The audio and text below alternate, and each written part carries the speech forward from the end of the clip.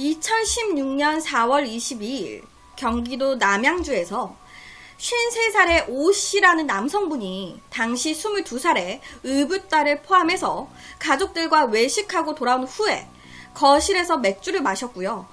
방에 들어가서 잠이 들었다가 갑작스럽게 사망을 하는 사건이 발생을 했습니다. 사망한 오씨의 아내인 당시 47살의 송씨는요. 아니 집으로 돌아와가지고 4시간 정도가 지났을 때 남편 안약을 넣어주려고 안방 방문을 열었었는데 남편이 숨을 쉬지 않고 쓰러져 있었어요. 라면서 사망신고를 했습니다. 경찰들이 현장으로 출동을 했을 때 집에 외부 침입 흔적이나 외상 흔적은 전혀 없었고요.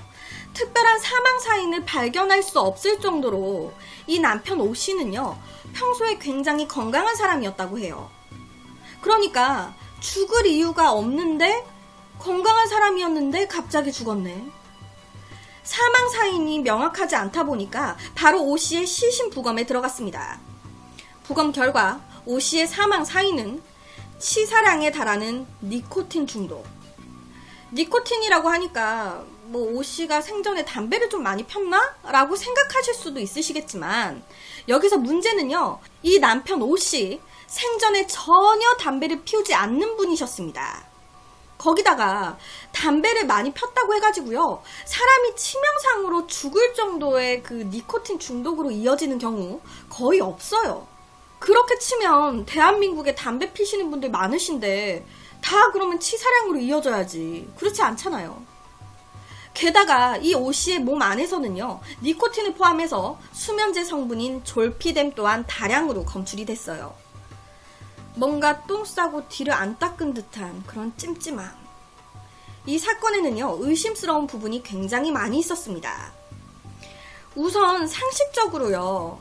남편이 밥을 잘 먹고 와가지고 안방에서 갑자기 사망을 해 있었던 거잖아요. 급사란 말이에요. 남편이 이렇게 갑작스럽게 급사를 했으면 보통은 놀란 가족들이요. 급하게 119를 부르거나 경찰을 불러야 정상인데 빨간 색깔 동그라미를 친 이 오씨의 아내인 이 송씨는 제일 먼저 장례업체에 전화를 했습니다. 119도 아니고 경찰도 아니고요. 장례업체에 전화를 해가지고 마치 남편이 죽을 것을 기다렸다는 듯이 장례 절차부터 알아본 겁니다. 이때 장례업체 측에서 물었어요. 사망신고는 되신 건가요? 경찰에 신고는 하신 거예요? 아니요. 아직 안 했는데 지금 보니까 죽어 있어가지고 바로 연락드린 거거든요. 아니 남편분이 사망하셨으면 병원이나 경찰 쪽이나 그쪽으로 먼저 전화를 하셨어야지. 저희 장례업체 쪽으로 연락을 주시면 저희가 해드릴 수 있는 건 없어요. 장례식장 측에서 아내 송씨한테 먼저 경찰에 신고하셔야 돼요 라고 말하니까 그제서야 경찰에 신고를 한 겁니다. 남편이 죽기를 기다렸다는 듯 보였던 아내 송씨의 행동. 송씨는요. 남편의 직장 동료 등 주변의 아무에게도 남편의 사망 소식을 알리지도 않았습니다. 갑작스럽게 남편을 잃었는데 이 아내는요. 남편의 장례 빈소조차 차리지도 않았어요. 갑작스럽게 남편의 죽음을 맞은 아내가 맞나? 이 아내가 지금 남편을 잃고 슬퍼하고 있는 게 맞나? 아내 송씨는요. 제대로 남편의 장례식도 치르지 않은 채로 서둘러 장례 절차를 해치워버렸습니다. 그리고는 남편의 시신마저 화장으로 다 끝낸 후에야 피해자 남편의 회사에 소식을 알렸어요. 아니 제 남편이 밥 먹고 돌아왔는데 안방에서 급사로 죽어 있었어요. 제가 갑작스럽게 남편을 잃고 너무 경황이 없어가지고 이제서야 말씀을 드리네요. 라고 하면서 아무래도 화장까지 다 끝낸 뒤에 남편 회사에 소식을 알린 이유도요. 남편의 퇴직금을 받아내기 위해서 아내 송씨가 일부러 알린 걸로 추측이 되고 있습니다. 이 남편 오씨는요. 아내 쪽을 제외한 직계 유족도 없는 분이셨어요. 오씨의 부모님은요. 오래전 세상을 떠나신 상태였고요. 외동 아들이라서 형제도 없었습니다. 친족이라고는 멀리 살아서 자주 연락도 하지 않는 먼 친척 조카 정도? 그 정도만 있을 뿐이었어요. 그러니까 이 말은 갑자기 오씨가 죽어도요. 그 죽음에 의문을 제기할 가족 전혀 없었다라는 겁니다. 남편 오 씨가 사망하자 이 아내 송 씨는요, 초스피드로 상속 절차를 밟기 시작했습니다.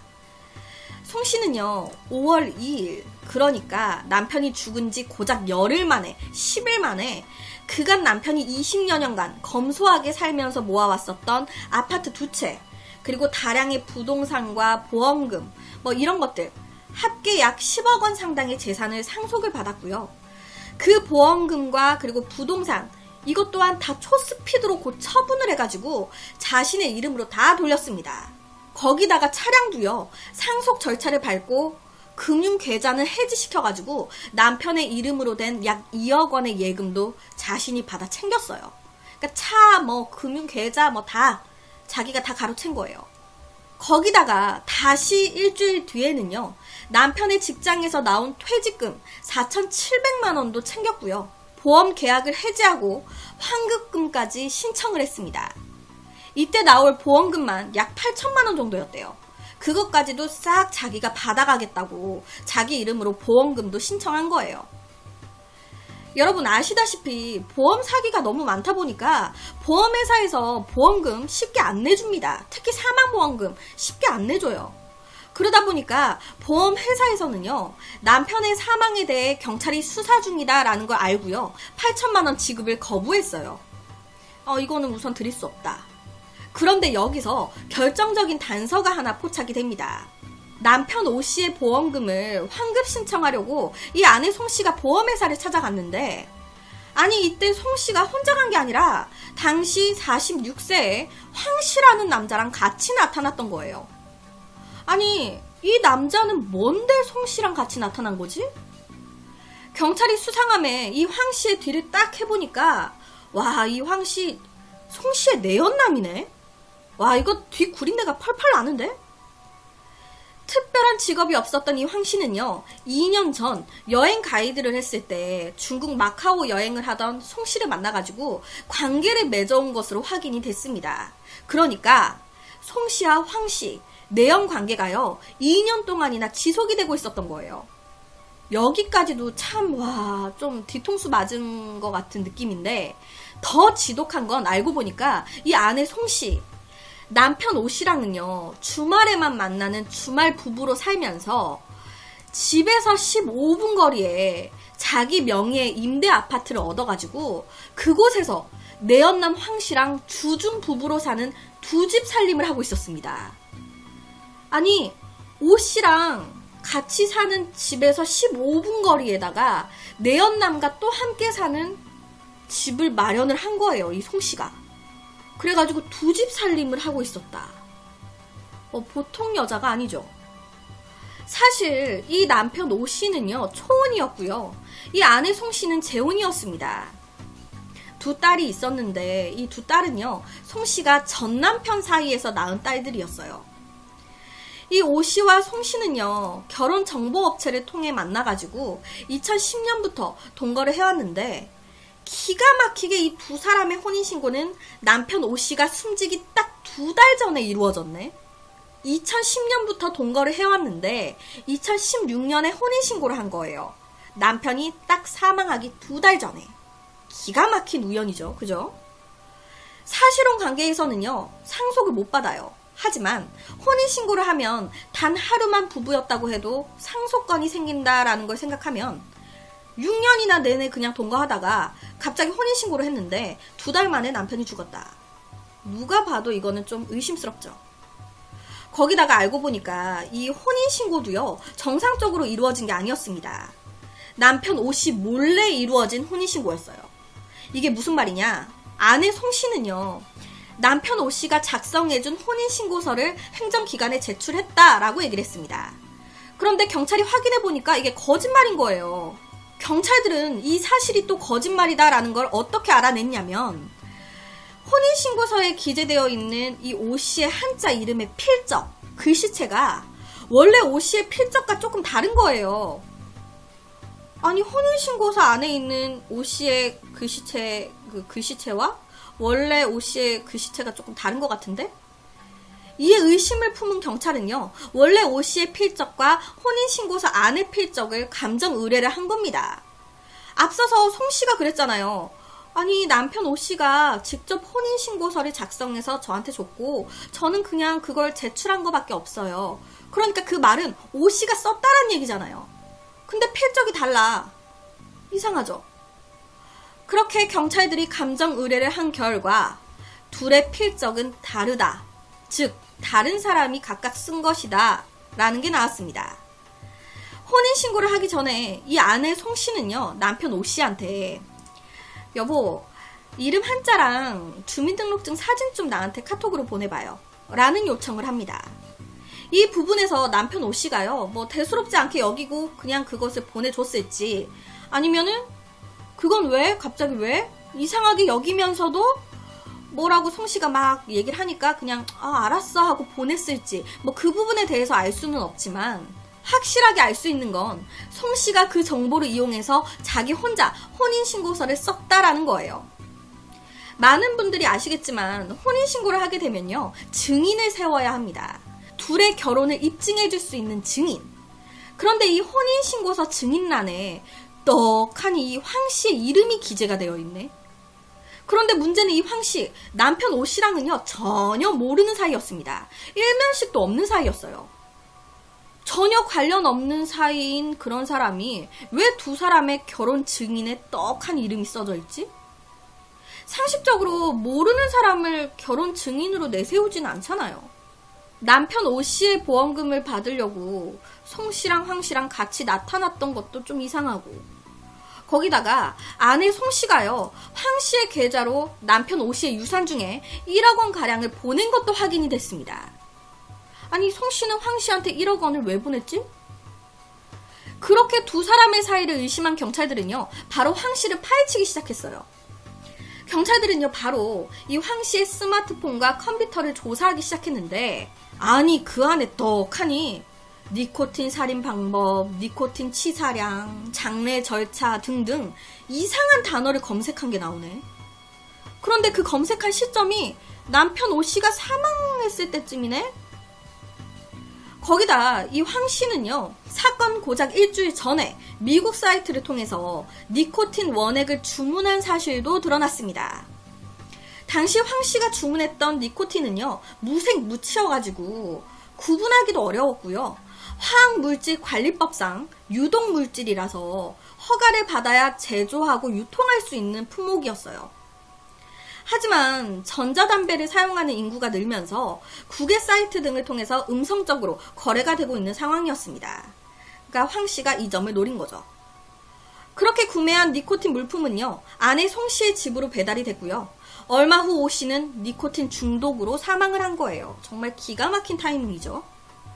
이거는 누가 봐도요, 송 씨가 남편 오 씨의 재산을 빼돌리기 위해서 내연남인 황 씨와 공모해가지고 남편 오 씨를 니코틴 중독으로 살해한 것으로 밖에는 보이지 않았습니다. 당시에 담당 형사부는요, 아니, 일반적으로 그냥 딱 생각을 해봤을 때 방에 두 사람이 들어가서 한 사람이 폭행을 당해 죽었다면 범인은 누구겠습니까? 피의자들이 지금 입만 다물면은 처벌을 면할 수 있다라고 생각하는 것 같은데, 이거는 뭐 직접적인 증거만 없을 뿐이지 모든 정황이 송 씨와 황 씨 두 사람을 범인으로 지목하고 있었습니다. 라고 얘기를 하셨어요. 남편 오 씨는요, 천안에서 근무하면서 일주일에 한 번 집에 오는 사람이었습니다. 그래서 주말 부부였어요. 검찰은요, 이를 고려해 봤을 때 아무래도 이 범행은 전부터 치밀하게 계획이 된 것이다 라고 추정했습니다. 결국에 4개월에 걸친 경찰의 끈질긴 내사 끝에 8월 21일 송 씨와 황 씨는요, 살인 및 사기 미수 혐의로 구속이 됐습니다. 모든 재산을 정리하고 해외로 달아나려고 했던 이 아내 송 씨는요, 8월 17일 검거가 됐고요. 범행 직후부터 해외에서 머물다가 잠시 귀국했던 이 황 씨 또한 경찰에 체포가 됐습니다. 경찰의 포위망이 점점 자신들한테 쪼여오는 그 순간에도요, 이 두 사람은 들끓는 사랑을 보여줬어요. 애절한 사랑을 보여줬습니다. 경찰이 나를 외국에 못 나가게 했다. 집으로 경찰이 온다니까 나한테 연락하지 마라. 묵비권을 행사하고 개인적인 거 답변하지 않겠다고 해라. 경찰이 뭐든 물어보면은 둘이 무술 짧게 얘기해라. 등등. 둘이 알콩달콩 전략을 짜고 있었대요. 체포가 기정사실화된 마당에서도 말이죠. 체포가 된 후에 이 황 씨는요, 내가 해외 사이트에서 구매한 니코틴은요, 아니 그런 짓을 저지르려고 한 게 아니라 제가 담배를 끊어보려고 전자담배를 이용하려고 액상 니코틴을 산 거였어요. 물에 희석해가지고 그걸로 전자담배를 피웠습니다. 라고 주장했습니다. 그리고 아내 송 씨는요, 내연남 황 씨가 담배를 피워가지고 그냥 그거를 집으로 배송한 것 뿐인데 라고 하면서 두 사람은 혐의를 완강히 부인했어요. 그러다 보니까 경찰은요, 직접 증거를 찾지 못한 채로 정황 증거들로만 사건을 검찰에 송치했습니다. 그렇다면 니코틴으로 살해한 건 맞는 것 같은데 어떤 방법으로 살해했던 걸까요? 송 씨와 황 씨의 정확한 살해 수법은요, 끝내 확인되진 않았습니다. 왜냐? 범인들이 자백을 안 하니까. 진실은 두 사람만이 알고 있는데 둘 다 입을 꼭 다물고요, 모르쇠로 일관하니까 알 길이 없는 거예요. 추측을 해본 거로는 주사기 같은 걸로 니코틴을 오 씨도 모르게 오 씨의 몸에 주입시킨 건 아니었을까 추정했습니다. 하지만 부검했을 때 오 씨의 몸에서는요, 뭐 주사 바늘이나 뭐 이상한 자국 같은 게 발견되지 않았거든요. 그렇다 보니까 이 방법은 아닌 것 같고, 그렇다면 피해자 오 씨가 잠들었을 때 코나 호흡기 등으로 니코틴을 강제로 집어넣었을 가능성. 하지만 이것 또한 이 니코틴이라는 것 자체가요, 휘발성이 굉장히 강하대요. 그렇다 보니까 강제로 호흡기로 집어넣는 것 또한 불가능하다고 합니다. 그렇다면 음식에다가 니코틴을 탄 걸까요? 몰래 타가지고 섞어서 오 씨한테 먹였을 가능성은? 이 오 씨가 평소에 수면제 복용을 했었대요. 그래서 수면제 졸피뎀도 검출이 됐거든요. 만약에 사건 당일날 오 씨가 평소처럼 수면제를 먹을 때 이 송 씨가 물을 건네면서 그 물에 미리 니코틴을 탄 거지. 하지만 이 또한 니코틴의 특성상 이것을 입으로 마시게 되면요, 입가에 화상이 남게 된다고 합니다. 오 씨 부검 결과 화상 자국 전혀 없었거든요. 게다가 물에 탔을 것이다 라고 보기에는요, 이 니코틴 원액이 무색 무치긴 하지만 먹으면 쓴맛이 난대요.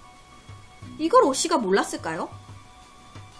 아니 물이 아니라 솔직히 그렇게 이제 외식하고 집으로 돌아와가지고 이 아내 송 씨가 여보 시원하게 맥주 한잔 마셔요 라고 하면서 그 쓴 맥주 안에다가 쓴 니코틴을 타가지고 오 씨가 그 쓴맛을 느끼지 못했을 수도 있겠죠.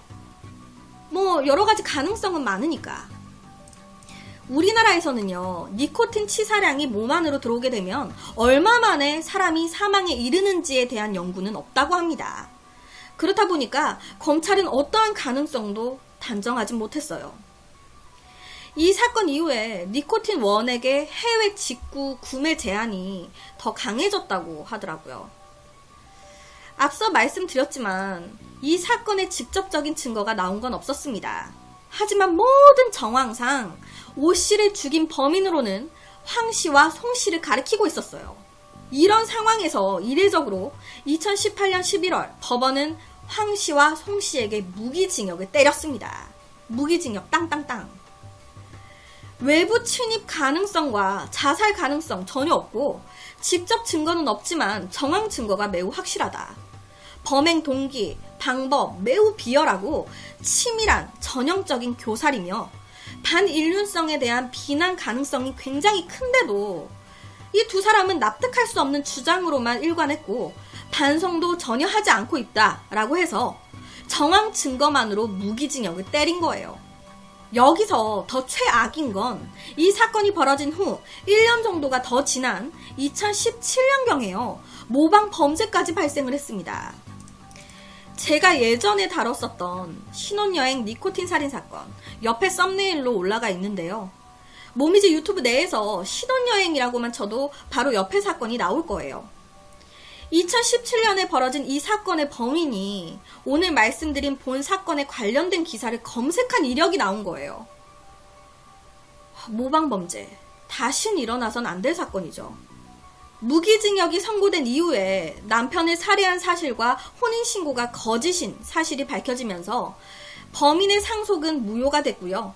피해자의 유산은 조카에게 상속이 됐다고 해요. 그런데 여기서 문제는요. 제가 처음에도 말씀을 드렸지만 이 송씨 아내는 남편 오씨의 부동산 같은 걸 처분한 다음에 모든 돈들을 자기가 다 받아 가로챘단 말이에요. 그러니까 오씨의 부동산을 송씨가 처분을 한 거잖아요. 그렇다면 이 송씨랑 거래한 사람들은 무슨 죄입니까? 송씨가 오씨를 뭐 죽인 사람인지 해한 사람인지 어떤 사람인지 전혀 모르고 제3자들은요 그냥 부동산 매물에 부동산이 나와 있으니까 그냥 거래를 한 건데 그게 후에 알고 보니까 범죄자들이 불법으로 얻은 부동산을 처분한 거였잖아요. 그러다 보니까 남편 오씨를 포함한 제3의 또 다른 피해자가 더 생긴 거예요. 송씨가 남편을 죽여서 그렇게 얻은 부동산을 제3자한테 처분을 했으니까 근데 그게 이제 불법으로 얻은 거여서 그 부동산을 다시 돌려줘야 하는 거예요. 왜? 재산을 모두 조카가 이제 가져가는 걸로 됐잖아요. 그러니까 조카는 불법적으로 거래됐었던 그런 오씨의 부동산을 다시 돌려줘라. 그러니까 아무것도 모르고 거래를 했었던 제3의 부동산 부동산 사람들은 벙찌는 거죠. 상황이 좀 더 복잡해진 거예요. 이거 어떡할 거야? 이거에 대해서도 부동산 관련해서 말이 되게 많더라고요. 그래서 오늘은 정황 증거만으로 무기징역이 선고됐던 다신 우리나라에서 반복돼선 안 될 남양주에서 발생한 한 사건에 대한 이야기를 가지고 왔습니다.